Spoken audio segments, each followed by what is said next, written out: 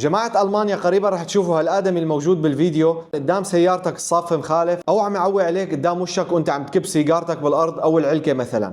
هذا اختراع ألماني، هو عبارة عن روبوت كلب رح يساند عناصر الشرطة الألمانية بالشوارع، ورح تكون مهمته كتابة المخالفات وتصوير العالم المخالفة بالشارع. انتبهوا منيح، هذا الروبوت اللي على شكل كلب مجهز بالذكاء الصناعي ليشتغل تلقائيا من ذات نفسه بدون الحاجة ليرجع لعناصر الشرطة اللي معه. يعني تخيل حالك انت مخالف وملتقي فيه هذا الكلب وهو عم يصورك، لا بيرحم ولا بيفهم، رح تاكل المخالفة رح تاكلها. واللي صانع هذا الاختراع فعلا عبقري جدا، كيف عامل له مفاصله للكلب مرنة مشان يكون جاهز ليركض بالطريق ويلاحق المجرمين والمخالفات، لانه بالمانيا نحن بتعرفوا ما بندفع مخالفات ابدا ومو ناقصنا غير هذا الكلب يجي خالفنا. برايكم هذا الروبوت الكلب اذا نزل على الشوارع رح ترتفع نسبة المخالفات ورح نصير نتخالف اكثر ولا لا؟ اكتبوا لي بالتعليقات، وان شاء الله ما بتتخالفوا ابدا.